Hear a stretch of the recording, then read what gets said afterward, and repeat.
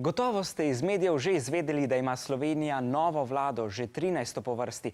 Ker politika vpliva tudi na vaše življenje, je prav, da vsaj malo veste o tem, kaj se dogaja.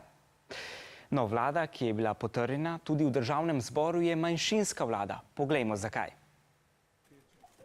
Vlada je najbolj pomemben državni organ v Sloveniji. Vodi, usmerja in usklajuje izvajanje politike države. Državnemu zboru oziroma parlamentu predlaga zakone in druge predpise, upravlja s premoženjem države. Katere stranke bodo v novi vladi, se začnejo dogovarjati in pogajati takoj po volitvah. Kdo bo vodil vlado, predlaga predsednik države.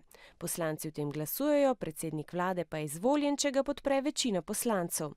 Poslanci strank, ki podpirajo premierja in njegovo vlado, postanejo v parlamentu zavezniki. Temu rečemo, da sestavljajo koalicijo, kar pomeni, da so se dogovorili za skupne cilje in da se bodo medsebojno podpirali. Nato potrebuje še ministrice in ministre, zato ga imenujemo tudi premier, kar pomeni prvi med ministri. V parlamentu koalicija z vsemi svojimi poslanci tako sestavlja večino, saj imajo ob glasovanju vedno več glasov kot stranke, ki niso v tem zavezništvu.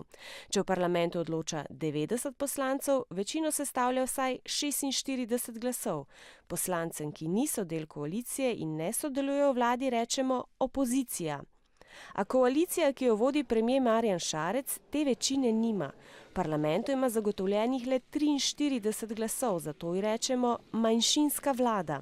To pa pomeni, da bo morala za podporo večkrat prepričati še vsaj 3 poslance iz opozicije. Tako manjšinsko vlado imamo v Sloveniji prvič.